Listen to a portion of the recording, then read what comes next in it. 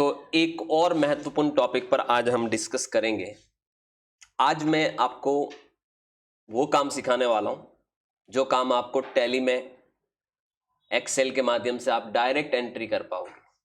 आज मैं आपको सिखाऊंगा कि किस तरीके से हम अपने परचेज के जो इनवॉइसेस हैं, अगर मैंने उन्हें एक्सेल में चढ़ा रखा है, मान लो मेरे पूरे महीने भर के 500 इनवॉइसेस हैं, अब मैंने एक्सेल में उनको फीड कर रखा है डेटा को। एक्सेल से सीधे सीधे टैली में कैसे उनको इंपोर्ट किया जाएगा, यानी आपको मैन्युअली टैली में एंट्रियां करने की जरूरत नहीं पड़ेगी। अगर आप एक्सेल की फाइल को डायरेक्टली टैली में इंपोर्ट करोगे तो मैं आपको इस पूरी वीडियो में पूरा कॉन्सेप्ट कंप्लीटली यहां पर करके बताऊंगा। पहले हम डिस्कस करते हैं टैली के ऊपर। देखिए, मैंने एक कंपनी बना दी, मार्ग trader and wholesaler. Financial year ले लिया 1 अप्रैल 2025 से 31 मार्च 2026, और अभी तक मैंने इस कंपनी में कुछ भी नहीं किया है। मैं आपको इसका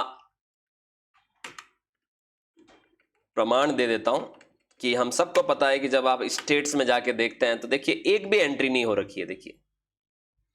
और 28 ग्रुप जो कि पहले से डिफॉल्ट ग्रुप होते हैं टैली में, 2 लेजर पहले से बने हुए होते हैं, स्टॉक ग्रुप, स्टॉक आइटम कुछ भी नहीं बना हुआ, कुछ भी नहीं बना हुआ। आप देख सकते हैं जो पहले से मौजूद चीजें होती है वही यहां पर है। और दूसरी बात है कि अगर आप अपना पीएनएल में जाके चेक करोगे, अभी तक आपका पीएनएल नहीं बना है, आपका बैलेंस शीट भी जाके चेक करोगे तो आपका अभी तक कुछ भी डेटा यहां पर मौजूद नहीं है। डे बुक में भी जाके आप वहां पर अपना ऑल्टर F2 करके पीरियड डालोगे 1 अप्रैल 2025 से 31 मार्च 26 तक, तो कोई एंट्री यहां पर मौजूद नहीं है, ना कोई लेजर बनाया गया है, ना कोई एंट्री की गई है। अब मैं क्या चाहता हूं, मैं ये चाहता हूं कि मेरे पास एक्सेल में ये डेटा है। मैंने यहां पर कुछ डमी डेटा क्रिएट कर दिया है। 5 डेटा है मेरे पास, मतलब 5 एंट्रियां मुझे बनानी है। अब 5 भी हो सकती है, 50 भी हो सकती है, 500 भी हो सकती है, और रेगुलर बेसिस पे, मंथली बेसिस पे आप यहां पर वो डेटा फीड कर सकते हो और वहां से टैली में डायरेक्टली मैपिंग के माध्यम से इंपोर्ट कर सकते हो। तो आज मैं आपको मैपिंग करना भी सिखाऊंगा कि किस तरह से इस डेटा को हम टैली में लेके जाएंगे। पहले मैं ये बता दूं कि हर चीज आप एक्सेल से टैली में ले जा सकते हो, हर चीज, चाहे वो कोई लेजर्स हो, मास्टर्स हो, प्रोडक्ट्स हो, अपनी पार्टीज हो, डेटर्स क्रेडिटर्स हो, परचेज बिल हो, सेल बिल हो, अकाउंट इनवॉइस हो, आइटम इनवॉइस हो, सब कुछ ले जाया जा सकता है। आज की ये जो क्लास है वो होगी अकाउंट इनवॉइसेस के ऊपर। किसके ऊपर? और वो भी परचेज के ऊपर। अब पहले हमें ये जानना होगा कि अकाउंट इनवॉइस और आइटम इनवॉइस में क्या डिफरेंस होता है। देखिए, बेसिकली आप सबको मैं बता दूं, आप अगर टैली के अंदर एंट्री करने जाओगे परचेज की, तो टैली में परचेज हम 3 तरीके से चढ़ा सकते हैं। पहला होता है वाउचर मोड, जहां पर आप डेबिट क्रेडिट मोड में एंट्री करते हैं। दूसरा होता है आइटम इनवॉइस, जहां पर आप प्रोडक्ट के लिए बिल बनाते हैं। और तीसरा होता है अकाउंट इनवॉइस, जहां पर आप कोई सर्विस परचेज कर रहे हो, या फिर आप कोई एसेट परचेज कर रहे हो, या आप गुड्स ही परचेज कर रहे हो लेकिन इन्वेंट्री नहीं मेंटेन कर रहे हो, खाली आप अपनी नॉर्मल अकाउंटिंग कर रहे हो, तो उस केस में आप अकाउंट इनवॉइस भी बना सकते हैं। तो आज की मेरी क्लास जो है वो अकाउंट इनवॉइस पर आधारित है और परचेज पर आधारित है, यानी मेरे को अकाउंट इनवॉइस में जो परचेज की एंट्रीज हैं उसको मैं यहां पर आपको बताने वाला हूं। चलिए पहले हम इन एंट्रीज को समझ लेते हैं और फिर हम मैपिंग करना सीखेंगे, और उसके बाद हम इंपोर्ट करेंगे। और इंपोर्ट में जो भी अगर कोई टेक्निकल ग्लिंचेज आते हैं तो उसको हम रिजॉल्व करना भी सीखेंगे कि अगर कोई एरर आ गया, कोई एक्सेप्शन आ गया, तो उसको मैं कैसे सुधारूंगा। सबको जाना चाहिए, तभी आप परफेक्ट अकाउंटेंट बन सकते हैं, अदरवाइज नहीं बन सकते। हमारे एक क्लाइंट ने ये मेरे से पूछा था कि सर ये चीज़ मेरे को दिक्कत कर रही है, तो आप मुझे करके बताइएगा। तो उनके ही रिकमेंडेशन पर मैं आज ये वीडियो बना रहा हूं। तो चलिए देखते हैं। आप देखिए, मैंने यहाँ पर कुछ कॉलम्स को हेडिंग दे रखी है, और हेडिंग का कलर मैंने चेंज कर दिया ताकि आपको पता चले कि हेडिंग मैंने क्या क्या दे रखी। सीरियल नंबर जिसमें 5 एंट्री दिख रही है, मैं आपको वापस बता रहा हूँ, आप 5 की जगह 50 एंट्री, 500 एंट्री, 5000 एंट्री डाल दो, टैली उसको चंद सेकंड में क्या कर लेगा, इंपोर्ट कर लेगा। लेकिन प्रॉपर वे में मैपिंग करनी पड़ेगी हमें। मैपिंग क्या होती है अभी आप जानोगे इससे। अब आप यहां पर देखिए कि डेट दे रखी है, मैंने ऑलरेडी ये जो डेट है वो अपकमिंग फाइनेंशियल ईयर की डाल दी यहां पर। और कंपनी भी मैंने, हमेशा ध्यान देना, आपका जो टैली में जो आपका कंपनी का पीरियड है उसके साथ आपका डेटा मैच होना चाहिए, याद रखिएगा। तो अगर फाइनेंशियल ईयर 25-26 है तो आपका डेटा भी 25-26 का होना चाहिए। मैंने जानबूझ करके डेटा अलग अलग डेट का लिया हुआ, देखिए आप अच्छा, ये वीडियो अगर आप में से कोई ऐसा व्यक्ति भी देख रहा है जिसके पास टैली का लाइसेंस सॉफ्टवेयर नहीं है, तब भी आप ये एग्जैक्टली काम कर पाओगे, क्योंकि मैंने डेट को उसी अकॉर्डिंग लिया हुआ है। 1 तारीख 2 तारीख 1 तारीख 2 तारीख और 31 तारीख मैंने यहां पर ले रखा है, राइट। तो यहां पर आप ये भी देखिए कि वाउचर नंबर डाल रखा है मैंने। वाउचर नंबर देखिए, परचेज की जब आप एंट्री करते हो, देखिए मैं आपको समझा रहा हूं कि अगर मैं परचेज में F9 करता हूं और अगर मैं आइटम इनवॉइस नहीं बना रहा हूं और चेंज मोड में जाके क्या ले रहा हूं, अकाउंटिंग इनवॉइस ले रहा हूं, तो ये मेरे को क्या क्या चीजें यहां पर डालनी पड़ती है, आप ध्यान से देखिएगा। देखिए ये तो हो गया आपका परचेज, जो कि आपका एक तरह से वाउचर नेम है। वाउचर नंबर दिख रहा है आगे, ठीक है, तो ये वाउचर नंबर है। ये वाउचर की डेट दिख रही है आपको, तो ये वाउचर डेट मैंने ले ली। परचेज वाउचर टाइप जो कि परचेज है, ठीक है। और ये रेफरेंस नंबर जो कि यहां पर बिल नंबर हो जाएगा एक तरह से, तो ये मैंने रेफरेंस नंबर डाल रखा है। रेफरेंस डेट डाल रखी, ये बिल की डेट हो जाएगी इसके आगे वाली। फिर हमने सप्लायर नेम में ये यहां पर आ जाएगा पार्टी नेम, सप्लायर नेम में। अब देखिए सप्लायर नेम में भी आप समझिए, मैंने एक एंट्री कैश परचेज की डाल रखी, एक एंट्री मैंने बैंक से पेमेंट किया और डाल रखी है, एक एंट्री मैंने एक पार्टी ले रखी है जो कि उदयपुर लोकल की रेगुलर टैक्स पेयर है, जीएसटी नंबर वगैरह सब कुछ डाल रखा है। तो मतलब मेरे ही सिटी का पार्टी है, वो ले रखा है। एक एंट्री मैंने बाहर की किसी पार्टी को ले रखा है, पंजाब की पार्टी है, उसने मेरे को बिलिंग किया, वो भी रेगुलर टैक्स पेयर है, उसका जीएसटी नंबर भी है मेरे पास। और एक एंट्री मैंने ऐसी पार्टी की ले रखी है जयपुर की, जो कंपोजिशन स्कीम में है और वो भी जीएसटी में रजिस्टर्ड है। अब आप देखिए मैंने सब कुछ शामिल कर दिया यहां पर। कैश परचेज कर दिया, बैंक से पेमेंट किया वो परचेज कर दी, अपने ही राज्य की पार्टी ले ली जो कि रेगुलर टैक्स पेयर है, दूसरे राज्य की पार्टी ले ली, इंटर और इंट्रा परचेज दोनों ले ली मैंने यहाँ पर। और कंपोजिशन स्कीम वाले से भी मैंने गुड्स परचेज करने की एंट्री यहाँ पर ले ली। तो मैंने यहाँ पर ऑलमोस्ट सारी वैरायटी यहाँ पर इंक्लूड कर दी है यहाँ पर। अब आप यहाँ पर इनका एड्रेस भी ले लीजिए, तो मोटे मोटे तौर पर आपने एड्रेस भी डाल दिया। जीएसटी रजिस्ट्रेशन भी डाल देना आपको। तो अगर कोई रजिस्टर्ड पार्टी नहीं है तो मैंने छोड़ दिया देखिए, और अगर रजिस्टर्ड पार्टी है तो मैंने उसका रजिस्ट्रेशन टाइप डाल दिया यहां पर, रेगुलर कंपोजिशन, ठीक है। ये मैंने कॉलम बनाया एक्सेल में, और जो रजिस्टर्ड पार्टी है उनका जीएसटी नंबर भी डाला मैंने यहां पर, ठीक है। और जो रजिस्टर्ड नहीं उनका जीएसटी नंबर नहीं डाला। स्टेट डाला है कि कौन सी पार्टी कहां से बिलोंग करती थी, एक पार्टी बाहर की, बाकी सब लोकल परचेज है, तो मैंने लोकल का राजस्थान डाल दिया, बाहर वाली का सप्लायर स्टेट डाल दिया कि वो कहां की है, राइट। और सप्लायर अमाउंट डाल दिया मैंने यहां पर। सप्लायर अमाउंट का मतलब है बिल कितनी वैल्यू का बना। अब आप यहां पर भी थोड़ा ध्यान दीजिए, बिल की वैल्यू यहां पर आ रही है। अब पार्टी हमेशा ध्यान देना, परचेज की जो एंट्री होती है उसमें क्या होता है, परचेज अकाउंट डेबिट होता है और पार्टी का अकाउंट क्रेडिट होता है। तो पार्टी का अमाउंट इतने अमाउंट से क्रेडिट हो रहा है, क्रेडिट लिख दिया कि सप्लायर का जो लेजर है वो डेबिट होगा, क्रेडिट, तो आपने क्रेडिट लिख दिया। फिर आप देखिए लेजर आ रहे हैं, मैंने जानबूझ करके सारी रेट वाले लेजर लिए हैं। 5% वाले भी लिए हैं, 12 वाले भी लिए और 18 वाले भी लिए। 28 वाला नहीं लिया मैंने, चाहूं तो मैं उसके भी 3 कॉलम बना सकता हूं। और एक एक रेट में मैंने 3 कॉलम बनाया। आप देखिए ध्यान से, लेजर नेम 5%, तो अगर आपने किसी पार्टी से अगर किसी बिल में 5% वाली परचेज की तो वहां पर लिखा मैंने परचेज 5% और अमाउंट लिखा आगे, लेजर अमाउंट 5% और लेजर डेबिट क्रेडिट 5%, और ये लेजर डेबिट हो रहा है, परचेज डेबिट होता है। तो 5% वाली परचेज की तो आपने यहां लिखा 5%, और 5% वाली परचेज की तो उसका अमाउंट डाला, और डेबिट हो रहा है तो डेबिट लिखा। और जिन एंट्रियों में आपका 5% वाली परचेज नहीं हो रही उसमें मैंने ब्लैंक छोड़ा तीनों। जिनमें हो रहा है उनमें डालना है, जिनमें नहीं हो रहा है उनमें नहीं डालना है। जिन एंट्रियों में 12% वाली परचेज हो रही तो आपने यहां 12% परचेज का लेजर डाला है, अमाउंट डाला और डेबिट डाला है।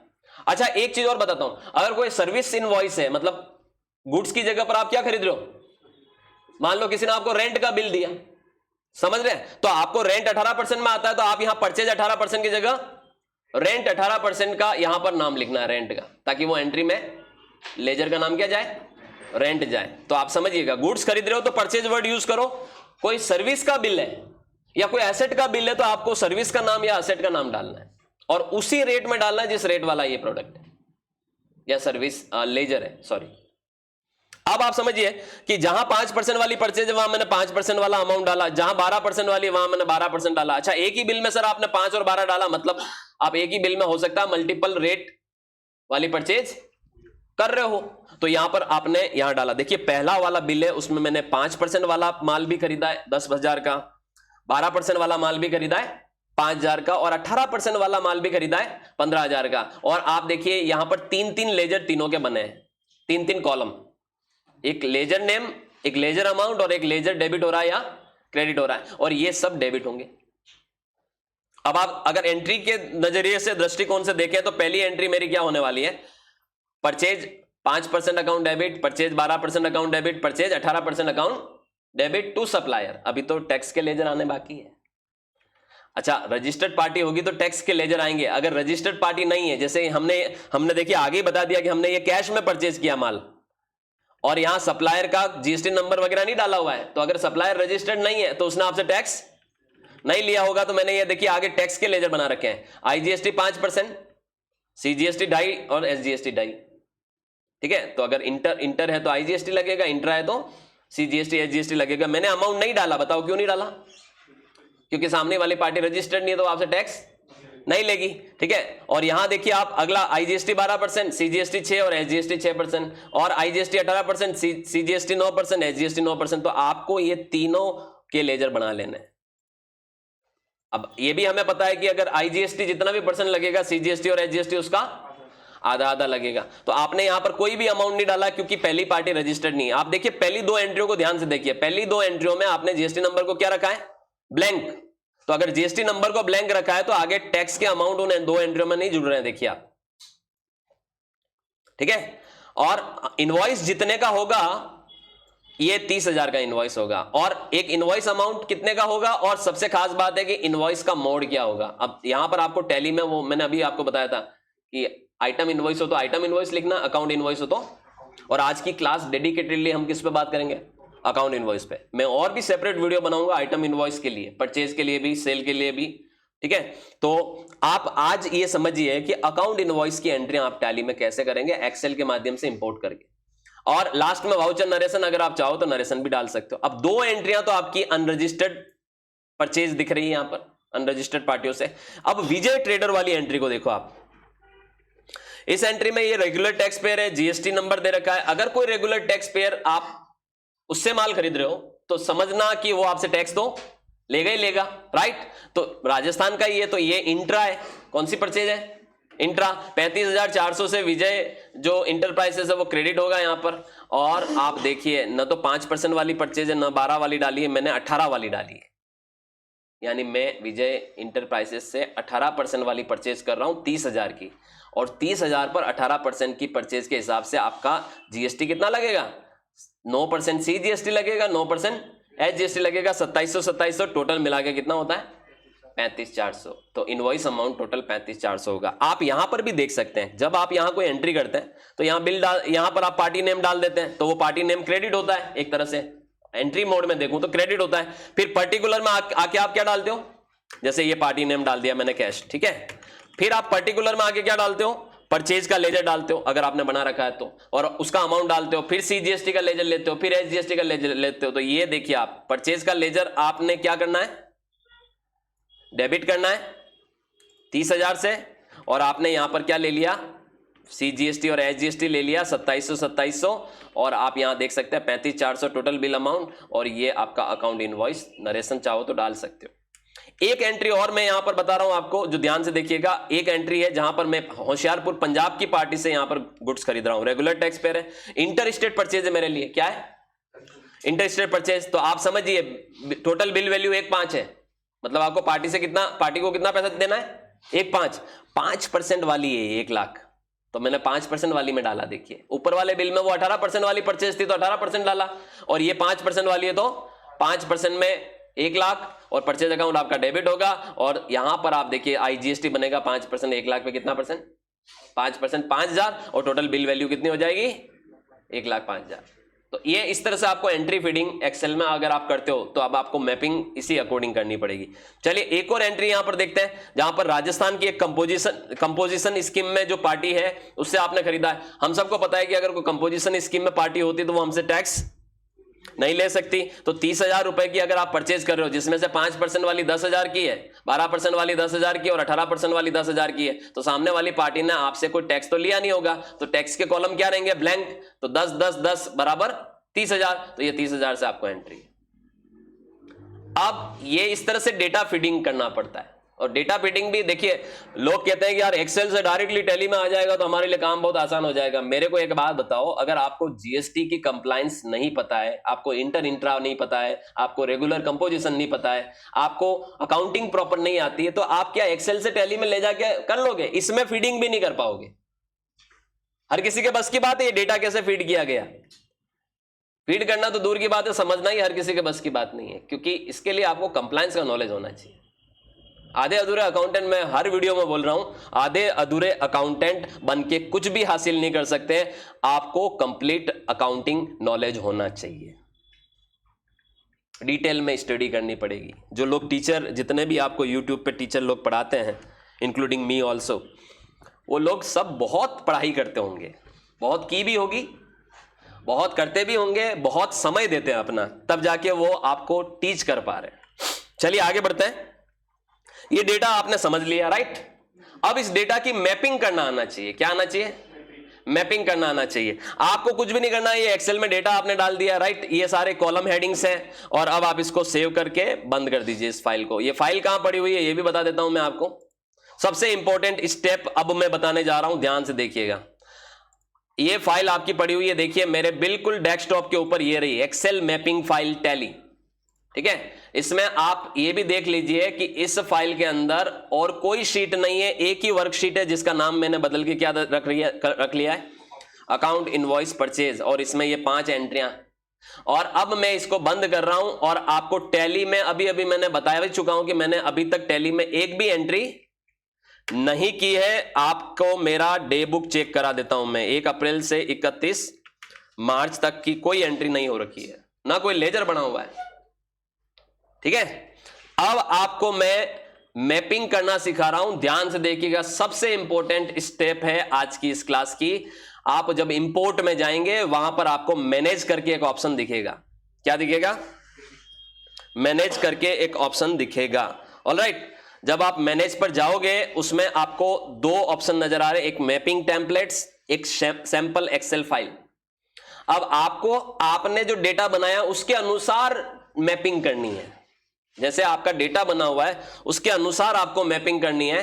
तो ऐसे केस में आप क्या करने वाले हैं, मैपिंग टेम्पलेट पे क्लिक करने वाले हैं, और यहां से आप क्रिएट करेंगे। नीचे देखिए, इसमें भी 2 ऑप्शन दिख रहे हैं, मास्टर्स की मैपिंग कर रहे हो या ट्रांजैक्शन की कर रहे हो। अभी मैं डायरेक्ट ट्रांजैक्शन की कर रहा हूं, मास्टर की नहीं कर रहा। मास्टर क्या होते हैं? स्टॉक आइटम, लेजर वगैरह, ये सब मास्टर होते हैं। अभी अपन किसकी मैपिंग करना चाह रहे हैं? ट्रांजैक्शन की, ठीक है? क्रिएट करते हैं।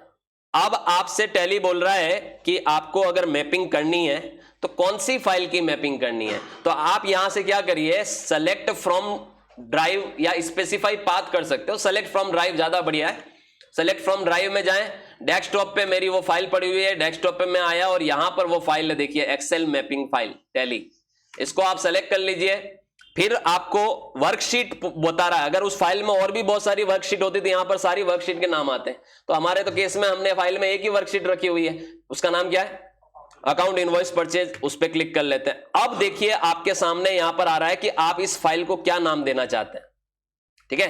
तो आप इस फाइल का नाम दे सकते हो अकाउंट इनवॉइस परचेजेस या परचेज, ठीक है? फिर वो आपसे ये पूछ रहा है कि किस तरीके के वाउचर के लिए आप मैपिंग करने जा रहे हो।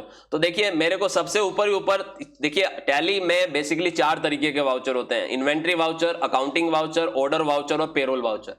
आप किसी के भी लिए मैपिंग कर सकते हो। फिलहाल मैं अकाउंटिंग वाउचर के लिए मैपिंग करने जा रहा हूं, क्योंकि जो purchase, sale, receipt, payment, contra, debit note, credit note, ये सारे अकाउंटिंग वाउचर होते हैं। ऑलराइट, तो आप इस पे क्लिक कर लीजिए, पहले वाले ऑप्शन पे। अब देखिए आपको मैपिंग करना आना चाहिए। तो अब मैं आपको टास्क बताने जा रहा हूं, ध्यान से देखिएगा। सबसे पहले हमें पूछा जा रहा है, देखिए इसमें कुछ ऑप्शंस दे रखे हैं। वैसे तो बहुत सारे ऑप्शन आपको इसमें नजर आएंगे, आप देखोगे, ठीक है? अब इतने सारे ऑप्शन दे रखे हैं, इसलिए सबसे इंपॉर्टेंट मैं बता रहा हूं, ये स्टेप है, मैपिंग की स्टेप है। सबसे इसमें कुछ ऑप्शन मैंडेटरी भी दे रखे हैं कि आपको अगर मैपिंग करनी है तो ये ऑप्शन तो आपको लेने ही लेने हैं। बाकी ऑप्शनल जिनके आगे मैंडेटरी नहीं दे रखा है, वो नहीं भी लोगे तो एक बार चलेगा। तो अभी हम हमारी जो मैपिंग करने जा रहे हैं उसमें ध्यान से देखिएगा। सबसे पहले ले रहा हूं वाउचर टाइप नेम। अब ये जो वाउचर टाइप नेम है, ये टैली में देखिए मैपिंग के लिए ये फील्ड कहां चाहिए आपको? टैली में चाहिए तो क्लिक करिए। अच्छा, एक्सेल में ये कौन सा फील्ड है? अब देखिए यहां पर वो सारे कॉलम आ रहे हैं जो मैंने बनाए थे, तो मेरे को ये वाउचर टाइप नेम में मेरे को यहां पर लेना है वाउचर टाइप। देखिए इसमें आपको ये दिख रहा है वाउचर टाइप। अब आप एक्सेल की फाइल में वाउचर टाइप में आपने क्या दिया था? परचेज। याद है आपको क्या दिया था? परचेज। मैं साथ में एक काम करता हूं, उसकी एक कॉपी कर लेता हूं तो आपको समझ में आएगा अच्छे से कि मैं क्या करने जा रहा हूं। यहां पर मिनिमाइज करते हैं, ये एक फाइल है हमारी जिस पर हम अभी काम कर रहे हैं, इसी की एक कॉपी करते हैं, पेस्ट करते हैं। ये मैंने पेस्ट कर दिया, ये कॉपी बन गई, इसको मैं ओपन कर देता हूं। अब आप समझिएगा कि हम यहां पर क्या करने वाले हैं। आप देखिए वाउचर टाइप ये रहा, तो आप जो यहां मैपिंग कर रहे हो इसमें आपको वाउचर टाइप नेम में वाउचर टाइप ले लेना है, ठीक है। फिर जो दूसरा आपका ऑप्शन यहां पर आने वाला है वो है वाउचर की डेट। सब कुछ आपको यहीं मिल रहा है, देखिए ये भी मैंडेटरी फील्ड है, तो आपको यहां पर क्या ले लेना है? डेट, ये वाला डेट ले लेना है, ठीक है। फिर आपको यहां पर जो तीसरा ऑप्शन लेना है वो लेना है बायर और सप्लायर का स्टेट। याद रखिएगा, तो ये आपको कहां मिलेगा? ये आपको मिलेगा पार्टी डिटेल में, ये बायर सप्लायर में, ठीक है। तो यहां पर आपको जाना है बायर सप्लायर स्टेट में चले जाना है। यहां से आपको ले लेना है स्टेट जो आपने अपना बना रखा है, ठीक है। अब ये सारे कॉलम हमारे एक्सेल में मौजूद है, अगर आप ध्यान से देखोगे तो एक्सेल में आप देखिए आगे आपको यहां पर ये रहा स्टेट, ये कॉलम, तो आपको यहां पर स्टेट ले लेना है। फिर आपको क्या लेना है? मैपिंग में यहां पर हर चीज की करते चलूंगा, ऑलमोस्ट वो सारे के सारे कॉलम यहां पर लेने वाला हूं जो कॉलम मैंने उधर एक्सेल में बनाए हैं। फिर हमें लेना है वाउचर नंबर, ठीक है। तो यहां से हम वो वाउचर नंबर ले लेते हैं। सीक्वेंस आपकी ऊपर नीचे भी हो सकती है, ध्यान रखना, कोई दिक्कत वाली बात नहीं है। तो वाउचर नंबर ये रहा एक्सेल में, ठीक है। ये आप देख सकते हैं इधर वाले जो कॉलम है वो टैली में है, जो अभी आप मैप, उसके साथ आप किसकी मैपिंग करवा रहे हो? एक्सेल के कॉलम की मैपिंग करा रहे हो। फिर आप वाउचर नंबर के बाद ले लो रेफरेंस नंबर, ये रेफरेंस नंबर, ठीक है। और रेफरेंस नंबर में आप डाल दो अपना रेफरेंस नंबर, ये रहा आपका रेफरेंस नंबर वाला, ठीक है कॉल। फिर आप ले लो रेफरेंस डेट, रेफरेंस डेट भी आपको मिल जाएगा इधर, और इसके साथ आप रेफरेंस डेट अपनी वाली ले लो, एक्सेल वाली। आप समझिएगा ये मैचिंग हो रही है, इधर टैली का कॉलम ले रहा हूं, इधर मैं एक्सेल का कॉलम उसके साथ मैच कराता चल रहा हूं, ठीक है। फिर वो आपको यहां पर लेना है वाउचर नरेशन। मैंने बोला ना आप ऊपर नीचे सीक्वेंस कोई भी हो सकती है, और इधर हम क्या ले लेते हैं? वाउचर नरेशन, इधर भी हमारा वाउचर नरेशन है, ठीक है। और फिर ले लो चेंज मोड, क्योंकि हम सब जानते हैं कि परचेज की जब हम एंट्री करते हैं तो हमें वहां पर चेंज मोड में जाके 3 ऑप्शन मिलते हैं, as voucher, as account invoice, as item invoice. तो चेंज मोड में जाओ, और इधर भी आपने चेंज मोड का ये बना रखा है तो आप चेंज मोड यहां से ले लो। फिर आपको यहां पर लेना है बायर बिल टू या फ्रॉम, बायर या सप्लायर बिल टू या फ्रॉम, और यहां पर आपको ले लेना है सप्लायर का नाम जो आपने अपनी शीट में दे रखा है, एक्सेल वाली शीट में है सप्लायर नेम ये। अब सप्लायर नेम में जहां कैश लिखा होगा वहां कैश आएगा, जहां बैंक लिखा होगा वहां बैंक आएगा, जहां पार्टी का नाम लिखा है पार्टी नेम आएगा, याद रखिएगा। फिर आपको क्या करना है?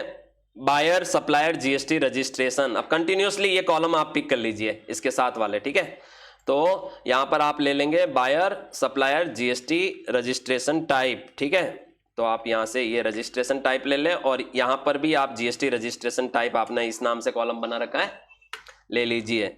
फिर आप ले लीजिए बायर सप्लायर जीएसटी नंबर, ठीक है। तो आप बायर सप्लायर जीएसटी नंबर, और आप यहां पर जीएसटी नंबर आपने जिनमें दे रखा है वो ले लेगा सॉफ्टवेयर, जिनमें नहीं दे रखा है सॉफ्टवेयर उसे नहीं लेगा, आप ये ले लीजिए। फिर आप ले लीजिए buyer supplier place of supply. इसमें देखिए प्लेस ऑफ सप्लाई ऑप्शन आना चाहिए, नहीं आ रहा है, तो आप क्या करिए यहां से, याद रखिएगा बिल्कुल ऊपर जाइए, वहां पर एक ऑप्शन आपको नजर आएगा शो मोर। अब शो मोर में जाइए, अब आपको वहां पर बायर सप्लायर में प्लेस ऑफ सप्लाई नजर आएगा, आप देखिए ये सेकंड लास्ट ऑप्शन, ठीक है। तो आप यहां पर सेकंड लास्ट ऑप्शन ट्राई कर दीजिए, ठीक है। और यहां से आप प्लेस ऑफ सप्लाई में क्या ले लें? आप ले लें सप्लायर का स्टेट, जो आपने एक लेजर एक बना रखा है, क्या कहते हैं कॉलम आप देख सकते हैं यहाँ पर हमने सप्लायर स्टेट भी अलग से बना रखा है, ये सप्लायर स्टेट, ठीक है। अच्छा, ऐसा नहीं है कि डेटा आप अभी इंपोर्ट करोगे तो वो बिल्कुल हलवे की तरह क्या हो जाएगा, आ जाएगा, आपको वहां पर भी करेक्शन करने पड़ेंगे। इसलिए एक्सेप्शनल डेटा में जो आपकी मिस्टेक है वो चली जाएगी, उसको आपको रेक्टिफाई करना पड़ेगा, वो भी मैं बताऊंगा आपको। चलिए अभी यहां से हम ले लेते हैं सप्लायर स्टेट। फिर आपको क्या लेना है, बायर और सप्लायर का अभी तक मैंने एड्रेस नहीं डाला तो मैं एड्रेस भी ले लेता हूं, बायर सप्लायर एड्रेस, ठीक है, ये एड्रेस, और यहां से हम एड्रेस भी है हमारे पास तो हम एड्रेस का कॉलम भी ले लेते हैं, ठीक है। ये आपकी ये आपकी नॉर्मल वाली अभी तक की हमने देखा है कि डिटेल जो आपको यहाँ पर प्राइमरी फील्ड्स हैं जो आपको यहाँ पर भरना है। अब मैं ये चाहता हूं कि टॉप लेजर्स, ठीक है, तो अब मैं आपको बताने वाला हूं, यहां से आपको लेना top ledgers. Top ledgers party, top ledger मतलब टैली में अगर आप इसको देखोगे तो ऊपर ऊपर जो लेजर आता है, ऊपर जहां पार्टी नेम लिखते हो, इसको कहते हैं टॉप लेजर। टॉप लेजर में क्या चाहिए, क्योंकि अकाउंट इनवॉइस में आप यहां पर क्या कर रहे हो, काम कर रहे हो, तो टॉप लेजर में मुझे चाहिए सबसे पहले लेजर नेम। तो लेजर नेम किसका भैया, लेजर नेम सप्लायर का, तो सप्लायर नेम ले लो। फिर आपको लेजर अमाउंट मैंडेटरी फील्ड है, लेजर अमाउंट में किसका अमाउंट चाहिए, सप्लायर का अमाउंट। आपने सप्लायर का अमाउंट भी यहां पर एक कॉलम बना दिया है, देखिए ये सप्लायर का अमाउंट बनाया था मैंने, और सप्लायर का डेबिट क्रेडिट भी बनाया, ये अब यहां काम आ जाएंगे, सप्लायर अमाउंट। फिर आपको क्या चाहिए, फिर मुझे चाहिए लेजर का जो सप्लायर का अमाउंट है वो डेबिट हो रहा है क्रेडिट हो रहा है, तो लेजर अमाउंट डेबिट क्रेडिट, और यहां पर आप अब यहां लिख दोगे सप्लायर डेबिट क्रेडिट, ये वाला, ठीक है। फिर ये आपका हो गया टॉप लेजर। अब आप यहां से एंटर प्रेस करो और अब लो बॉटम लेजर। बॉटम लेजर मतलब जब आप परचेज वर्चेज डाल दोगे उसके बाद आपका क्या क्या आना चाहिए, ठीक है, तो परचेज वगैरह जो आप डालते हो वो, क्योंकि जब आप इनवॉइस मोड में एंट्री करते हो तो आपको पता है ऊपर ऊपर पार्टी डिटेल आ जाती है, फिर उसके बाद पर्टिकुलर, और पर्टिकुलर के बाद परचेज लेजर आते हैं, एक्सपेंस के लेजर आते हैं, और फिर CGST HGST duties and taxes के लेजर आते हैं, तो ये बॉटम लेजर कहलाते हैं, ठीक है। तो अब मैं यहां पर ले रहा हूं बॉटम लेजर, ये मैंने टॉप लेजर ले लिया, अब मैं बॉटम लेजर ले रहा हूं। बॉटम लेजर में लेजर नेम, अब लेजर नेम में अब आप ध्यान से देखिएगा, पहला लेजर हम ले रहे हैं 5% वाला, लेजर नेम 5%। फिर आप लेना लेजर अमाउंट, ये मैंडेटरी फील्ड है। लेजर अमाउंट में आप क्या ले लोगे, यहां पर लेजर अमाउंट 5%। फिर आप ले लेना लेजर अमाउंट डेबिट क्रेडिट,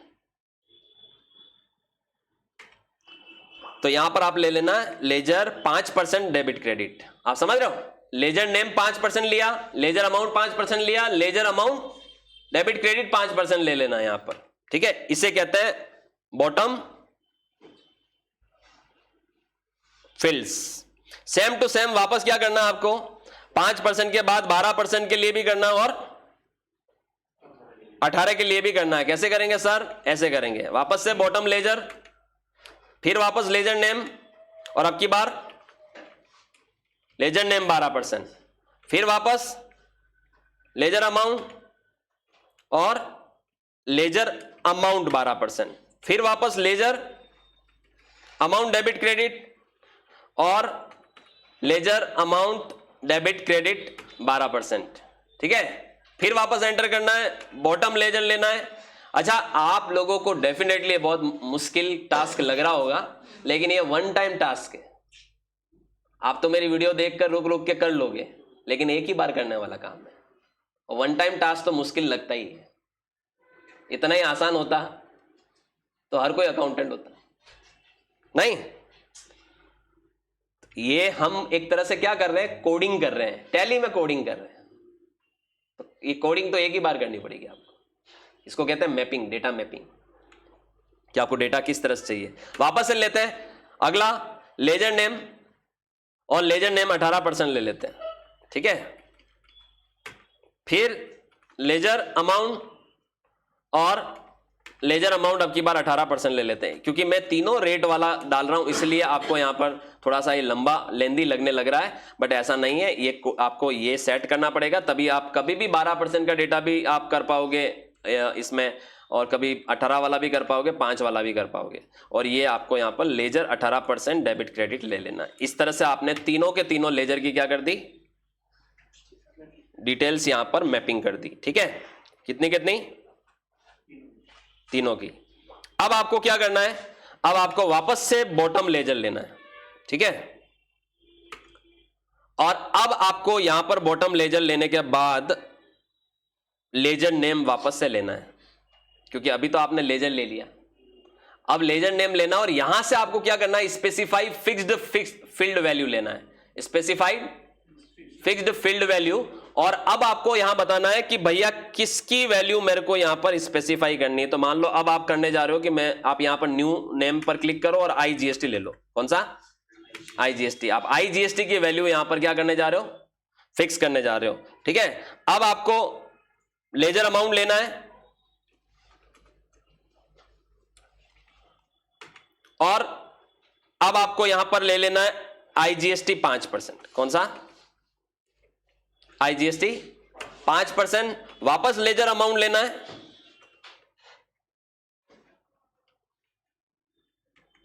और IGST 12% ले लेना है। 3 रेट है तो तीनों 3 बार करना पड़ेगा। वापस लेजर अमाउंट लेना है और IGST 18% आपको ले लेना है। ठीक है, और फिर वापस सेम टू सेम ये आप अगली वाली टैक्स के लिए करोगे। अगली वाली टैक्स कौन सी, वापस से आप बॉटम लेजर, वापस लेजर नेम, वापस स्पेसिफाई फिक्स्ड फील्ड वैल्यू, अब की बार कौन सा, CGST। और अब आप CGST के लिए लेजर अमाउंट लोगे। लेजर अमाउंट CGST कितना परसेंट, 2.5%। फिर वापस लेजर अमाउंट CGST कितना परसेंट, 6%। फिर वापस लेजर अमाउंट और CGST 9%। इन तीनों को कनेक्ट कर लिया, वापस बॉटम लेजर लूं और वापस लेजर नेम लूं और अब की बार स्पेसिफाई फिक्स फील्ड वैल्यू में आप SGST ले लो। तीनों को कनेक्ट करना पड़ेगा। अमाउंट कैसे कैलकुलेट करेगा सॉफ्टवेयर, और ledger name sorry ledger amount SGST 2.5%, ledger amount SGST 6% और लेजर अमाउंट SGST 9%। और ये काम हमें करना होगा, इसी को कहते हैं मैपिंग। और जब आप ये काम कर लोगे पूरी तरह से, और इसके बाद आपको कुछ भी नहीं करना है, इसको एंड ऑफ लिस्ट करते हुए सेव कर देना है।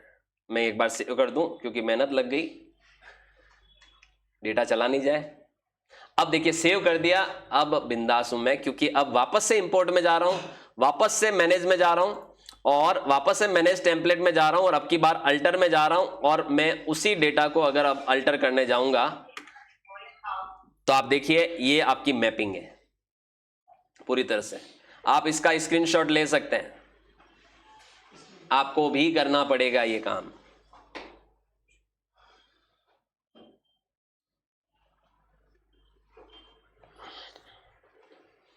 ठीक है, अभी ये लंबी चौड़ी मैपिंग हुई है, इसलिए यहां तक का स्क्रीनशॉट लीजिए, फिर आगे बढ़ते हैं हम। कहीं नहीं गया, अभी यही है, चलिए ठीक है, बढ़े आगे। ओके, या 5%। अब मैं थोड़ा ऊपर, इसको भी ऊपर ले लेता हूँ 5% वाले को, ताकि आप वापस फोटो से स्क्रीनशॉट ले पाएंगे। वापस ले लीजिए स्क्रीनशॉट। वैसे वीडियो देख के आप कर पाओगे, ठीक है। अब वीडियो देख के पूरी प्रैक्टिस करिएगा, पूरा डेटा उस तरह से बनाइएगा, मैपिंग करिएगा, इंपोर्ट करिएगा। आपको जब होगा ना, आपको वास्तव में लगेगा कि मैंने कुछ एक्स्ट्रा ऑर्डिनरी लर्न किया है। ठीक है, इसको थोड़ा सा और नीचे ले लेता हूं मैं, सॉरी। वापस एक बार आपको मैं मैपिंग टेम्पलेट अल्टर करके बता देता हूं। तो ये है हमारा मैपिंग, इसको कहते हैं mapping template for transactions, purchase transaction, account invoice के ट्रांजैक्शन।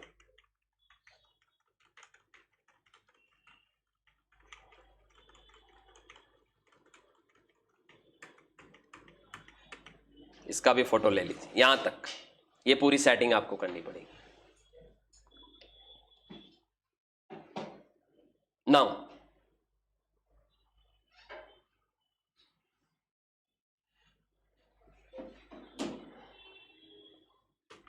चलिए मैं अब इसको सेव कर देता हूं और अब मैं आपको वापस से बता रहा हूं, ध्यान से देखिएगा। अभी मेरी बुक्स में कोई एंट्री नहीं है, नहीं अभी मैंने कोई लेजर बना रखा। आप देखिए अल्टर में गया, लेजर में गया, देखिए 2 बाई डिफॉल्ट जो टैली में लेजर होते हैं वही मौजूद है।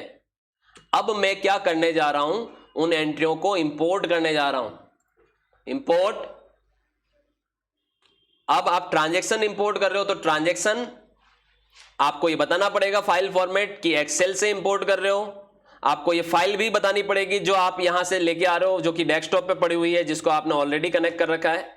आपको ये भी बताना पड़ेगा आपका वर्कशीट नेम क्या है, आप मैपिंग टेम्पलेट नेम आपने क्या दिया था, आपने प्रीव्यू देखना है पहले इंपोर्ट से पहले, मैंने कहा हाँ जी देखना है। आपको क्या अपना पहले से जो मौजूद डेटा उसका बैकअप लेना है, क्योंकि कई बार क्या होता है कि हम अगर पहले से मौजूद डेटा और बैकअप लेके रख दें, क्योंकि हो सकता है कि सेम टू सेम जो इंपोर्ट का डेटा आ रहा बाद में मर्ज हो जाए और कुछ गलत हो गया तो आपका वो जो ऑलरेडी जो डेटा है उसके साथ वो सारा डेटा मिक्सअप हो जाएगा। तो पहले आप उसका क्या ले लें, बैकअप ले लें। हमारे केस में तो ऐसा कुछ नहीं, तो मैं नो कर रहा हूं। और आप देखिए यहां पर सॉफ्टवेयर ने आपको बोल दिया है कि टोटल 5 एंट्रियां हैं। अब आप देखिए ये सक्सेस है आपकी, जहां पर नजर आ रही 5 एंट्री, 5 की जगह 50 हो सकती थी, 500 हो सकती थी, ठीक है। अब आप यहां से इंपोर्ट करिए। अब जब आप इंपोर्ट करेंगे तो सॉफ्टवेयर आपको बोल रहा है कि कुछ एक्सेप्शंस हैं, तो मेरे को देखने कौन कौन से एक्सेप्शंस हैं। चलिए क्लिक करते हैं इस पे, तो सॉफ्टवेयर बोल रहा है 5 में एक्सेप्शंस हैं। मैंने कहा 5 में, अच्छा तो अपने को घबराने की जरूरत नहीं। आप रेफरेंस मास्टर में जाइए, यहां पर नीचे वाले पे एंटर प्रेस करिए और एंटर प्रेस करिए। सॉफ्टवेयर बोलेगा कि भैया ये सारे जो आपने यहां पर बता रखे हैं एंट्रियों में लेजर, ये आपकी बुक्स में मौजूद नहीं है। अभी मैंने बोला था ना मैंने बुक्स में कुछ नहीं कर रखा है। तो सबसे खास बात बताता हूं, तो सर क्या हमें पहले से बनाने पड़ेंगे? नहीं, यहीं से बना सकते हो।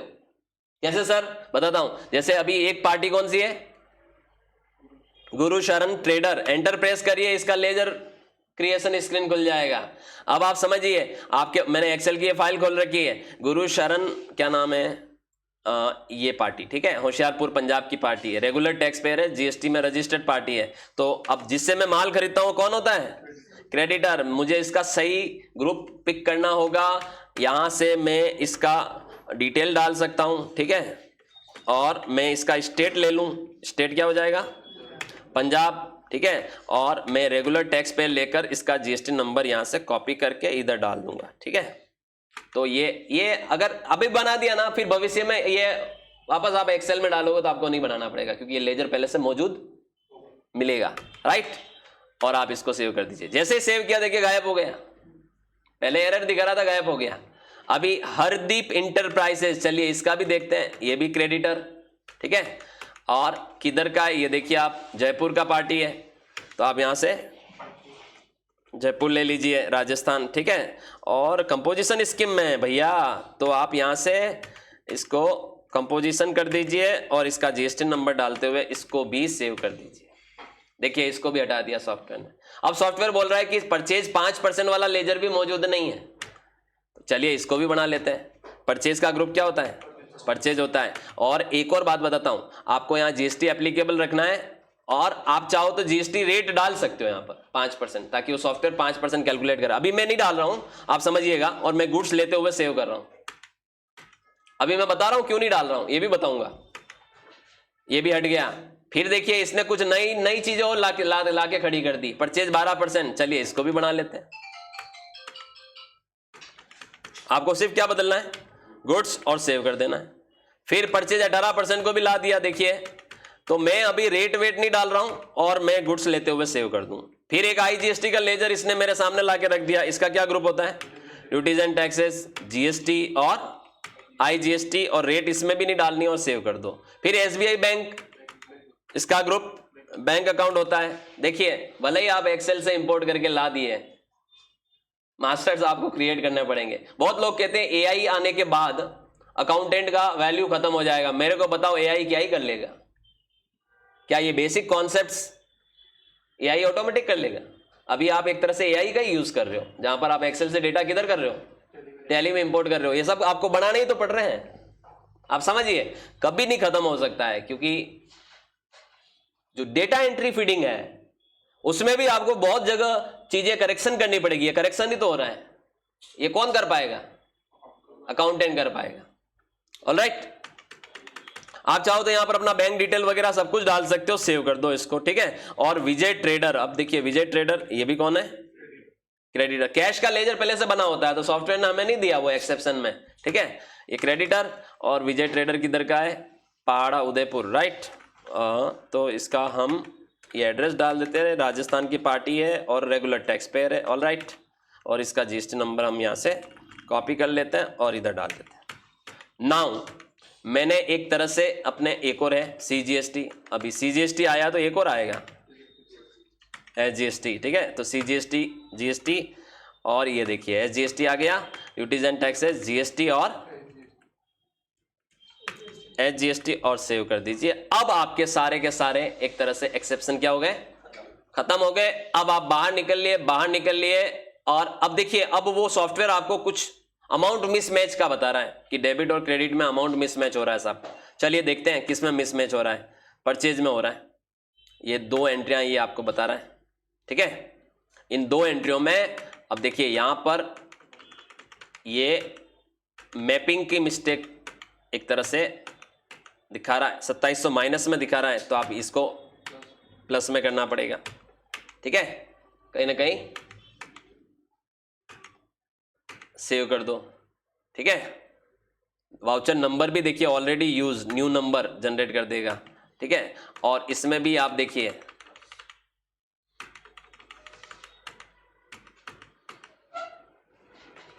तो 5000।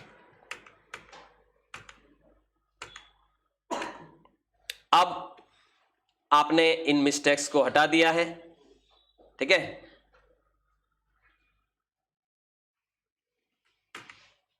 एक मिनट, डे बुक, सॉरी, और अल्टर F2, और एंट्रियां 5 थी। दो एंट्रियों में कुछ टेक्निकली एरर था, हमने उन एरर को वहीं से एक्सेप्शन में जाके क्या कर दिया? रेक्टिफाई कर दिया। और अब आप यहां पर देख सकते हैं पांचों की पांचों एंट्रियां आपकी मौजूद, ठीक है। पांचों एंट्रियां हमारी यहां पर मौजूद है। और सबसे खास बात है, अब आप बोलोगे सर वो एरर क्यों बता रहा है? क्योंकि एरर इसलिए बता रहा है कि जीएसटी ऑटो कैलकुलेट होता है और आपने क्या किया? एक्सेल में हाथ से डाला हुआ फिगर ला दिया यहां पर। सॉफ्टवेयर अब हाथ से डाले हुए फिगर थोड़ी एक्सेप्ट करेगा, सॉफ्टवेयर तो अपने सिस्टम से चीजें कैलकुलेट करेगा। तो सॉफ्टवेयर तो आपका जब आप परचेज डालोगे, परचेज के हिसाब से कैलकुलेट करना चाहिए, सीजीएसटी या एसजीएसटी। जब हम बिल बनाते हैं परचेज और सेल के, आपको पता है कि टैली में जब हम बिल बनाते हैं और जब हम परचेज या सेल वैल्यू डालते हैं, उसके अनुसार वो सीजीएसटी, एसजीएसटी, आईजीएसटी क्या कर लेता है? ऑटोमेटिक कैलकुलेट करता है, तभी तो जाके वो जीएसटी रिटर्न में रिफ्लेक्ट करती चीजें। तो यहां पर आप वो एक्सेल से डेटा लेके तो आ गए, लेकिन वो जीएसटी के संदर्भ में वो डेटा एप्रोप्रिएट नहीं है। अब आप देखिए यहां पर आपकी पांचों एंट्रियां आ गई, पांचों एंट्रियां देख सकते हो। ये देखिए पहली एंट्री जो थी आपकी एक्सेल में, जहां पर आपने नकद में परचेज किया था, क्या क्या परचेज किया था? 30,000 का माल खरीदा था, जिसमें से 5% वाला 10,000 का था, 12% वाला 5,000 का था, 18% वाला 15,000 का था। और चूंकि ये अनरजिस्टर्ड पार्टी से खरीदा था तो टैक्स उसने नहीं लिया था, तो ये वो एंट्री है, टैक्स नहीं जुड़ा हुआ। देखिए आप दूसरी एंट्री बताता हूं आपको मैं। अच्छा, यहां पर ये भी देखिए ऑटोमेटिक सप्लायर इनवॉइस नंबर क्या नजर आ रहा है? वो नंबर नजर आ रहा है जो हमने रेफरेंस नंबर में डाला था। दूसरी एंट्री देखिए बैंक वाली, बैंक में भी देखिए सप्लायर इनवॉइस नंबर, ठीक है। और आप यहां पर देख सकते हैं सिर्फ 1%, एक ही 12% वाली परचेज थी सेकंड एंट्री में। तो आप ये देख सकते हैं ये 12% वाली परचेज, 20,000 वाली, ये 20,000 12% वाली, और कोई परचेज ही नहीं थी और अनरजिस्टर्ड से थी, तो कोई जीएसटी भी नहीं था। और फिर हम अगर बात करें यहां से बाहर निकले और तीसरी एंट्री देखते हैं विजय ट्रेडर वाली, इसको हमने करेक्शन किया, माइनस में फिगर दिख रहा था, हमने इसको प्लस किया बेसिकली, ठीक है। और अब आप ये एंट्री करेक्शन है, लेकिन आप जब इसको आप देखिए टैक्स एनालिसिस देखेंगे, वेट एनालिसिस देखेंगे, तो आप उसमें देखेंगे कि आपका टैक्स कैलकुलेट होता हुआ नहीं नजर आ रहा है, क्योंकि आपने वो परचेज 18% तो ले लिया लेकिन उसमें टैक्स रेट नहीं डाली हुई है। इसको सुधारने के लिए क्या किया जाता है, ये जो लेजर होता है परचेज का 18% वाला, उसको अल्टर करना पड़ेगा, कंट्रोल एंटर, और इसमें आपको क्या करना पड़ेगा, यहां पर जाके स्पेसिफाई डिटेल में जाके आपको टैक्स रेट डालनी पड़ेगी, 18% 18 डालनी पड़ेगी, सेव करना पड़ेगा। अब आप देखिए यहां पर कैलकुलेट होकर आएगा। ऑलराइट, कंट्रोल ए कर देते हैं। ये काम आपको अगले में भी करना पड़ेगा। इसमें भी आप देखिए परचेज 5% वाली आईजीएसटी कैलकुलेट हो रहा है, खास बात, ठीक है, क्योंकि ये पार्टी बाहर की है, तो आप देखिए आईजीएसटी आ रहा है। पिछली वाली एंट्री में सीजीएसटी एचजीएसटी था क्योंकि वो लोकल पार्टी थी। ये देखिए गुरु शरण ट्रेडर कहां की पार्टी है, ये आपकी पंजाब की है, राइट, तो आईजीएसटी कैलकुलेट हो रहा है। लेकिन यहां पर देखोगे तो यहां आपका डिफाइंड टैक्स वैल्यू नहीं आ रहा है, तो आपको क्या करना पड़ेगा, परचेज के लेजर को अल्टर करना पड़ेगा, ठीक है, और इसमें जाके डिफाइन वैल्यू डालनी पड़ेगी। कितना परसेंट है, 5%, तब जाके वो आपको टैक्स कैलकुलेट करके बताएगा।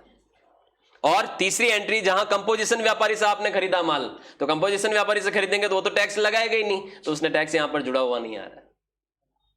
तो इस तरीके से हम एक्सेल से डेटा क्या कर सकते हैं, इंपोर्ट कर सकते हैं। लेकिन इंपोर्ट में कई बार इस तरीके की एरर आ सकती है, एक्सेप्शन में जाके आपको उन एरर को सुधारना पड़ेगा, और अगर डेटा ज्यादा होगा तो आपको ज्यादा एरर नजर आएगी। अच्छा, ज्यादा एरर नजर आए कोई जरूरी नहीं है, आप अगर ये सारे लेजर में पहले से बना चुका होता फिर ये एंट्रियां मेरी आती तो वहां एक्सेप्शंस में मुझे कुछ भी नजर नहीं आता, क्योंकि हमने बिल्कुल ब्लैंक कंपनी पे काम किया, इसलिए हमें सारे लेजर क्या करने पड़े, एंट्री को इंपोर्ट करने के बाद भी बनाने पड़े। ऑलराइट, सो ये था हमारा आज का छोटा सा video on basically mapping of Excel database into Tally. तो किस तरीके से हमने इसको मैपिंग किया है वो हमने यहां पर आज की इस क्लास में देखा है। Alright, thank you so much, मिलते हैं एक नई वीडियो के साथ नई टाइमिंग में। Thank you so much.